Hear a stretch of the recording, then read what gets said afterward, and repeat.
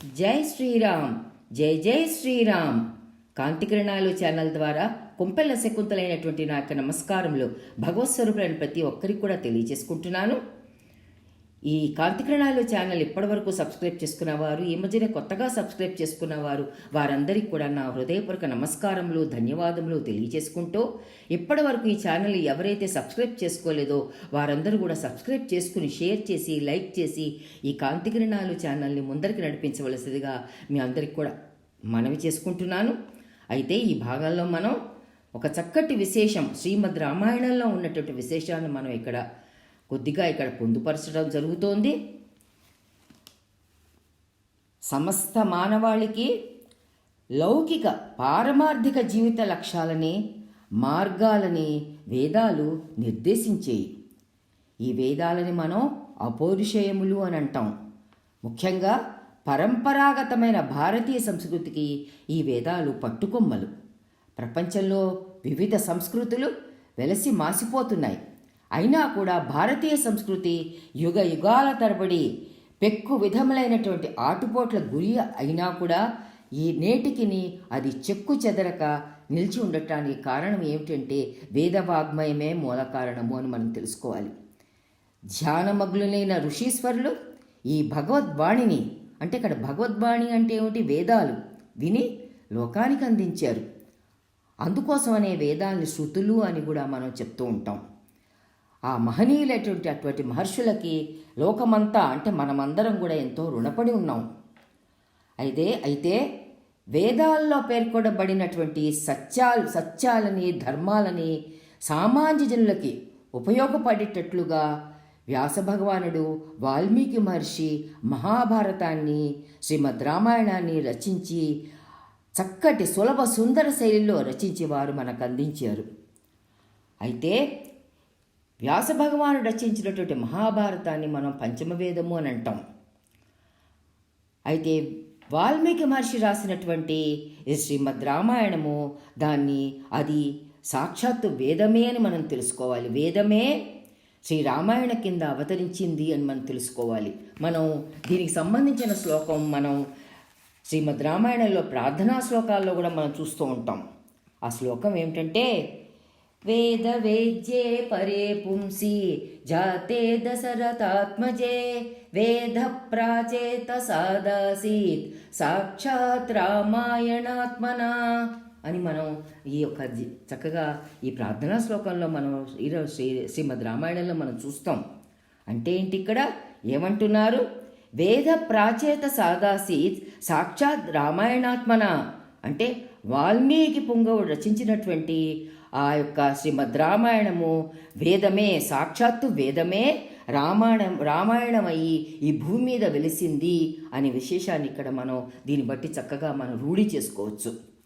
సమస్త ప్రజలు తమ జీవితాల్ని సక్రమ మార్గంలో నడిపించుకోవాలంటే, సుఖశాంతులతో మనుగడ సాగించాలంటే దానికి తగినటువంటి ఉపయుక్తములైనటువంటి పరమాదర్శ జీవన విధాలన్నీ కూడా శ్రీమద్ రామాయణంలో ప్రస్తావించబడాయి. అది కాకుండా మనకందరికీ తెలుసు, రామాయణము అంటే రాముడి ప్రయాణం, అది ధర్మపదం. మానవ జీవితంలో విడదీయరాని బంధాన్ని ఏర్పరచుకున్న మహాకావ్యం శ్రీమద్ రామాయణం. రాముడు పరిపూర్ణ మానవుడు. మనిషికి ఉండాల్సిన అన్ని సుగుణాలకు ప్రతిరూపం శ్రీరాముడు. శ్రీరాముడు మానవుడిగా పుట్టాడు, పెరిగాడు, కష్టాలు పడ్డాడు. కానీ ఏ సందర్భంలోనూ ఆయన ధర్మాన్ని తప్పలేదు. అయితే ఇక్కడ ఒక చిన్న విశేషాన్ని, ఒక చక్కటి శ్లోకాలని అయోధ్యకాండలో మనకి వాల్మీకి మహర్షి మనకు అందించినటువంటి ఒక చక్కటి శ్లోకాన్ని ఇక్కడ మీ ముందర నేను ఈరోజు పొందుపరచబోతున్నాను. ఎందుకోసం అంటే రాముడు ఏ సందర్భంలోనూ ధర్మాన్ని తప్పలేదు అనే విశేషాన్ని చక్కగా మనం రూఢీపరుచుకోవడం గురించి, దానికి సంబంధించినటువంటి కౌసల్యామాత ఆ శ్రీరాముడికి ఇచ్చిన ఆశీర్వచనము ఏమిటో అది కూడా మనం ఈ భాగంలో మనం తెలుసుకుందాము. మనకందరికీ తెలుసు, శ్రీరాముడు తన పితృవాక్య పరిపాలనకై 14 సంవత్సరాలు అరణ్యవాసం చేయాలని నిశ్చయించుకుంటాడు. అలా నిశ్చయించుకున్న తర్వాత పితృవాక్య పరిపాలన అనుసరించి ఆయన తండ్రి దగ్గర సెలవు తీసుకుని ఆ తర్వాత తన తల్లి అయినటువంటి కౌసల్యామాత గృహానికి వెళ్తాడు. అక్కడ కౌసల్యాదేవి యొక్క ఆశీస్సులు కూడా తీసుకుని ఆ తర్వాత ఆయన వనవాసానికి వెళ్ళాలని నిశ్చయించుకుంటాడు. మనకందరికీ తెలుసు, కైకేయి దశరథుణ్ణి తన పూర్వపు వరములైనటువంటి 2 వరాలని ఇదివరకు రోజుల్లో కోరడం వల్ల ఆ రెండు వరాలు శ్రీరాముడికి ఎప్పుడైతే పట్టాభిషేకం నిర్ణయింపబడిందో ఆ సమయంలో కైకేయి ఈ 2 వరాలు కావాలని దశరథుడి దగ్గర ఒత్తిడి చేసి ఆ రెండు వరాలని పొందుతుంది. ఆ 2 వరాలు ఏమిటి? భరతుడికి పట్టాభిషేకము, శ్రీరామచంద్రుడికి 14 సంవత్సరముల వనవాస దీక్ష. అయితే ఈ విషయం శ్రీరాముడికి తెలియగానే తండ్రికి చక్కగా నమస్కరించి ఆయన యొక్క ఆశీర్వచనలు తీసుకుని ఆయన కైకేయి ఇష్టప్రకారమే తప్పకుండా పితృవాక్య పరిపాలన నాకు ముఖ్యమైనటువంటిది, ధర్మం కాపాడడం నా యొక్క నేను ధర్మం తప్పకుండా కాపాడి తీరుతాను అనే ఉద్దేశంతో శ్రీరామచంద్రుడు 14 సంవత్సరాలు అరణ్యానికి వెళ్ళాలని నిశ్చయించుకుని తల్లి కౌశల్య అయినటువంటి తల్లి గృహానికి వెళ్తాడు. అక్కడ తల్లి దగ్గరికి వెళ్ళి ఈ విషయాన్ని తెలియచేస్తాడు. తాను ఇలా వనవాసానికి వెళ్తున్నట్టుగా తెలియచేస్తాడు. అప్పుడు కౌసల్య ఎంతో బాధపడుతుంది. అప్పటి వరకు ఆమె ఎంతో సంతోషంగా ఉంది. ఎందుకోసం అంటే తన కొడుకైనటువంటి రాముడు రాజు కాబోతున్నాడు, అందుకోసం ఎంతో సంతోషంగా ఉంటుంది. కానీ ఆ సమయంలో అనుకోకుండా ఈ వార్త విని ఆమె ఎంతో తల్లడిల్లిపోతుంది. అప్పుడు శ్రీరాముడితో ఈ విధంగా అంటుంది, నాయనా నువ్వు వనవాసం చేయవలసిన అవసరం లేదు, నువ్వు ఇక్కడే ఉండాలి, నువ్వు ఈ రాజ్యభారాన్ని నువ్వే స్వీకరించాలి, ఈ యొక్క అయోధ్యకి రాజు నువ్వే, నువ్వు కావాలంటే మీ నాన్నగారిని ఎదిరించైనా సరే, నువ్వు మీ నాన్నగారిని యుద్ధంలో ఓడించైనా సరే నువ్వు రాజ్యాన్ని నువ్వు స్వీకరించవలసినది అని కౌసల్యాదేవి ఎంతో శ్రీరాముడి బతిమాలుతుంది. అప్పుడు శ్రీరాముడు ఏమంటాడంటే, అమ్మా నేను ధర్మం తప్పని వాడిని, పితృవాక్య పరిపాలన నా యొక్క ధర్మం, అందుకోసమని నేను తండ్రి గారి ఆజ్ఞ మేరకు, కైకేయి తల్లి ఆజ్ఞ మేరకు నేను ఈ విధంగా 14 సంవత్సరాల వనవాసం వెళ్ళియే తీరతాను అంటాడు. అప్పుడు కౌసల్యామాత ఏమంటుందంటే, ఎంత చెప్పినా కూడా శ్రీరాముడు వినకపోయేసరికి కౌసల్యామాత ఏమంటుందంటే, నాయనా నువ్వు వినటం లేదు, వద్దంటే వనవాసానికి వద్దంటే వినటం లేదు, కాబట్టి నన్ను కూడా నీతో తీసుకెళ్ళిపో అంటుంది కౌసల్య. అప్పుడు శ్రీరాముడు ఏమంటాడంటే వాళ్ళ తల్లిని వారిస్తాడు, అమ్మా నువ్వు నాతో రాకూడదు, నువ్వు ఇక్కడే ఉండాలి, నీ భర్త అయినటువంటి దశరథుడిని ఈ వయసులో వదిలి రావడం నీ ధర్మం కాదు, నువ్వు ఆయన్ని సేవిస్తూ ఆయనకు కావాల్సిన సపర్యలు చేస్తూ ఇక్కడే ఉంటూ మా అందరి గురించి పూజలు ప్రార్థనలు చేస్తూ ఇక్కడే ఉండు, నేను త్వరగానే 14 సంవత్సరముల వనవాసం ముగించుకుని మళ్ళీ ఇక్కడికి తిరిగి వస్తాను అని చెప్తాడు. అప్పుడు కౌసల్యాదేవి చేసేదేమీ లేక పుత్రుడు వనవాసానికి ఎప్పుడైతే వెళ్తున్నాడో ఆ సమయంలో కౌసల్యామాత ఒక చక్కని మంగళశాసన శ్లోకాలు ఇక్కడ ఇవ్వడం జరుగుతుంది. శ్రీమద్ రామాయణంలో ఆవిడ శ్రీరాముని ఉద్దేశించి చక్కటి మంగళశాసనాలు చేస్తుంది. శ్రీరాముడికి ఆ యొక్క మంగళశాసనాల ద్వారా ఆశీర్వచనాలు ఆవిడిస్తుంది. ఆ మంగళశాసన శ్లోకాలు ఏమిటో ఇప్పుడు నేను మీ ముందర నేను ఈ భాగంలో పొందుపరుస్తున్నాను. ఎందుకు ఇవి పొందుపరుస్తున్నానంటే ఈ మంగళశాసన శ్లోకాలు రామాయణంలో చెప్పబడ్డాయి, కౌసల్యామాత శ్రీరాముడి గురించి చేస్తుంది. కానీ ఈ మంగళశాసన శ్లోకాలు శ్రీరాముడికే కాదు, శ్రీరాముడి పేరుతో ఆ మంగళశాసన శ్లోకాలు మనందరికీ ఇవ్వబడ్డాయి, మనందరికీ అన్నమాట.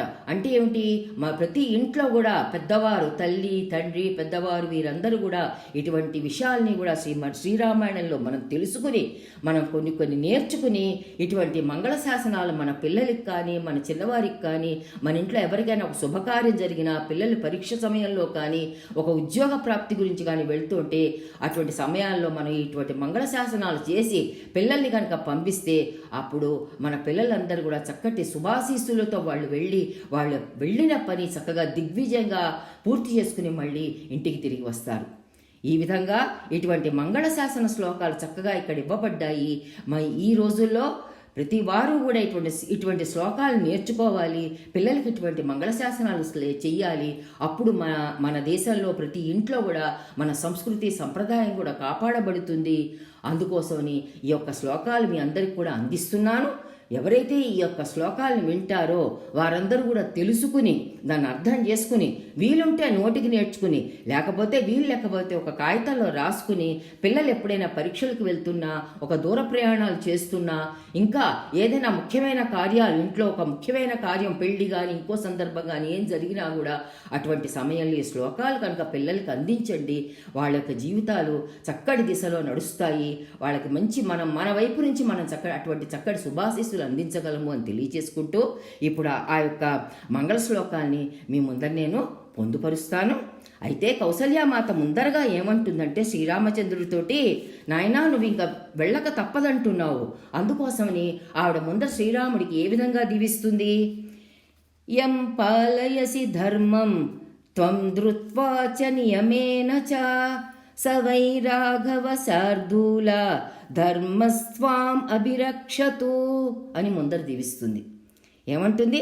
యం పాలయసి ధర్మం త్వం ధృత్యా చ నియమేన చ స వై రాఘవ శార్దూల ధర్మస్వాం అభిరక్షతు.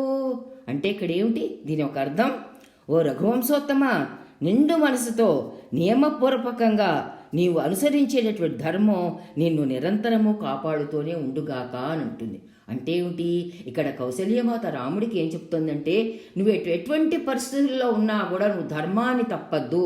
ఎప్పుడైతే నువ్వు ధర్మాన్ని పట్టుకుంటావో, ధర్మాన్ని అనుసరిస్తావో అప్పుడు ఆ ధర్మమే నిన్ను కాపాడుతుంది అని ఈ విధంగా ముందర ఆవిడ పిల్లవాడికి ఆ విధంగా ఆశీస్సులు అందిస్తుంది. ఇది ఎంత చక్కటి శ్లోకం అంటే మనకి ప్రతి ఇంట్లో ప్రతి తల్లి కూడా నోటికి నేర్చుకోవాల్సిన శ్లోకము. పిల్లలకి ఈ విధంగా ఈ శ్లోకాన్ని తాను చదివి పిల్లలకి నేర్పించి ఆ పిల్లలందరూ కూడా అటువంటి ధర్మపదంలో నడవాలి అని చెప్పేసి చిన్నప్పటి నుంచి నేర్పిస్తే కనుక వారు కొంతలో కొంత చెడు సావాసాలకి చెడు మార్గాలకి పట్టకుండా ఈ పిల్లలు కాపాడబడతారు. వాళ్ళ జీవితాలు వాళ్ళు చక్కగా ఉన్నతిలోకి మలుచుకోగలుగుతారన్నమాట. అందుకోసమే శ్రీరామాయణంలో అటువంటి ఎన్నో చక్కటి మనకి పెన్నిధి లాంటి శ్లోకాలు, ఈ ఒక్కొక్క శ్లోకము ఒక మంత్రం అని తెలుసుకుని ఈ విషయాల్ని మనం తెలుసుకున్నట్లయితే కనుక మనం అపురూపమైనటువంటి మన సంస్కృతి సంప్రదాయాల్ని మనం కాపాడుకోవచ్చు. భావితరాలకు కూడా ఎటువంటి జ్ఞానాన్ని మనం ప్రసాదించవచ్చు అని నేను ఇక్కడ తెలియజేస్తున్నాను. అయితే ఇప్పుడు ఆవిడ శ్రీరామచంద్రుడిని చూస్తూ చక్కగా మంగళ శ్లోకాల్ని చేస్తుంది. ఆ మంగళ శ్లోకాలు ఏమిటి?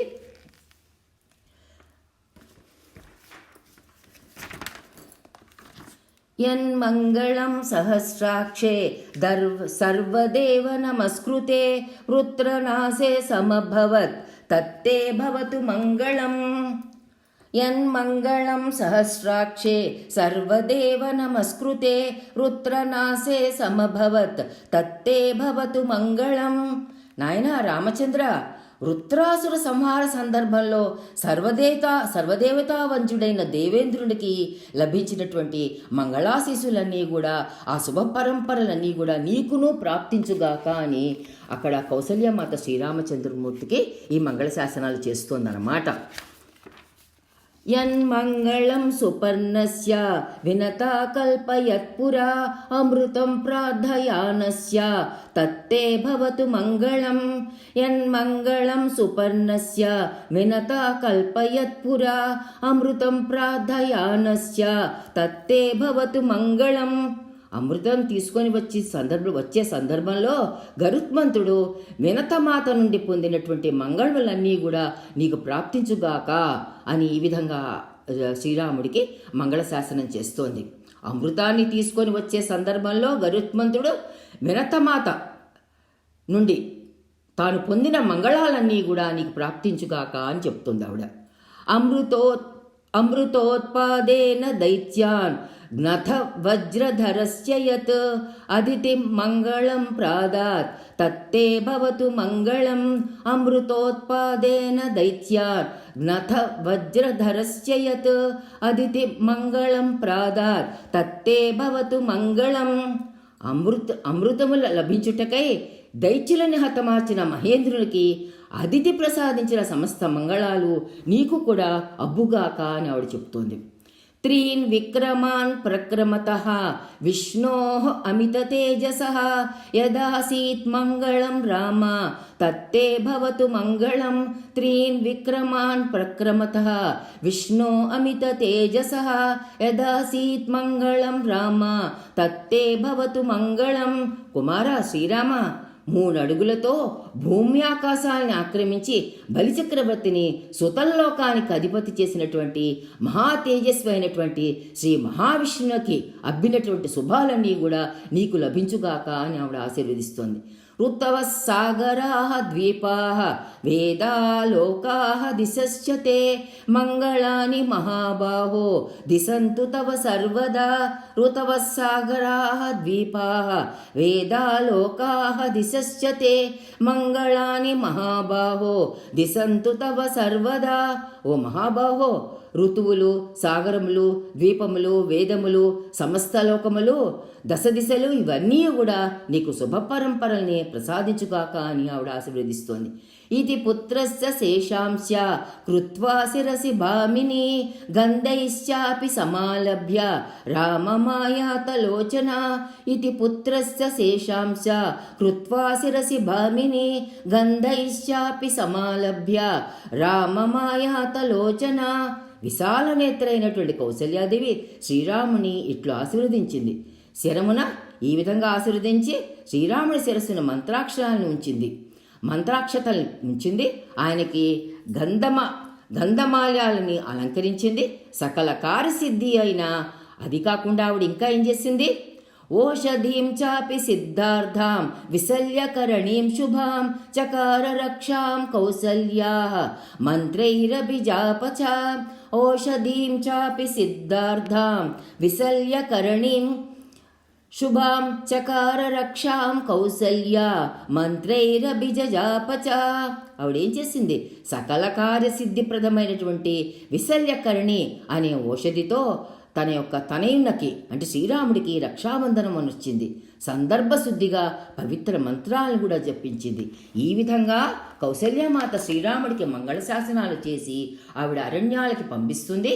నువ్వు ఈ విధంగా చక్కగా ఈ మంగళశాసనాలు స్వీకరించి రామా, నువ్వు వనవాసానికి వెళ్ళి మళ్ళీ త్వరగా చక్కగా తిరిగిరా, క్షేమంగా వెళ్ళి లాభంగా ఇంటికి తిరిగిరా అని ఆశీర్వదించి ఆ తల్లి కళ్ళల్లో నీళ్లు నింపుకొని ఆ కొడుకుని సాగనంపుతున్నమాట. ఆ విధంగా మనం కూడా పెద్దవాళ్ళమైన మనము, తల్లి, తండ్రి, ఈ రోజుల్లో వాళ్ళందరూ కూడా చక్కటి ఈరోజు యువత కూడా ఇటువంటి శ్లోకాలని కూడా తెలుసుకుని దాంట్లో విశేషాలని మన పిల్లలకి వచ్చే తరాలకు కూడా ఈ సంపదను మనం అందించాలి అనేటువంటి ఒక కాంక్షతోటి నేను ఇటువంటి విషయాల్ని కూడా ఈ ఛానల్లో పొందుపరచడం జరుగుతోంది. ఇది కనుక ఎవరైనా నచ్చి వీలుంటే ఈ విధంగా చేసుకోండి అని చెప్తూ అందరూ బాగుండాలి, వచ్చేటటువంటి తరాలన్నీ కూడా చక్కగా ఉండాలి అనేటువంటి కోరిక కలదాన్ని నేను మా జీవితాలు ఎలాగో అయిపోయాయి, ఇంకా వచ్చే తరాలని కూడా సుఖశాంతులతో మన సంస్కృతి సంప్రదాయాన్ని కాపాడబడుతూ మనకి అందించినటువంటి చక్కటి మహాభారతం, రామాయణం ఇటువంటి ఎంతో ఎంతో జ్ఞాన గని మనకుంది. అటువంటి జ్ఞాన గనిని మనం అందరం పొంది ఆ జ్ఞానాన్ని పొంది లౌకిక విద్యలతో పాటు ఈ ఆధ్యాత్మిక విద్యను కూడా ఎప్పుడైతే మనం జోడించుకుంటామో అప్పుడు మన జీవితం కష్టం వచ్చినా భరిస్తాం, సుఖం వచ్చినా సుఖం వస్తే ఎలాగో సంతోషంగా ఉంటాం. రాముడు ఎన్ని కష్టాలు పడ్డాడు కానీ ఎదుర్కొ నిలబడగలిగాడు. ఎందుకోసమని ఆయనలో ఉన్నటువంటి ఆధ్యాత్మిక చింతన, ఆయనలో ఉన్నటువంటి ధర్మ చింతన, సత్యవాక్ పరిపాలన, దైవ నిరతి ఇవన్నీ వల్ల శ్రీరాముడు ఏ విధంగా నిలబడి ఆ విధంగా పరిపూర్ణ మానవుడిగా ఆయన మనకందరికీ కూడా దర్శనమిస్తున్నాడో ఆ విధంగా కూడా దాంట్లో కొంతలో కొంత మనం నేర్చుకుందాము, తెలుసుకుందాము. మన జీవితంలో కూడా మనం ఆ విషయాల్ని మనం వీలున్నంత వరకు కొంతలో కొంత పాటించుకుని మన జీవితాలు కూడా ధన్యం చేసుకుందాము అని తెలియజేసుకుంటూ సర్వే భవంతు సుఖినః, సర్వే సంతు నిరామయాః, సర్వే భద్రాణి పశ్యంతు, మా కశ్చిద్ దుఃఖభాగ్ భవేత్. ఓం శాంతి శాంతి శాంతి.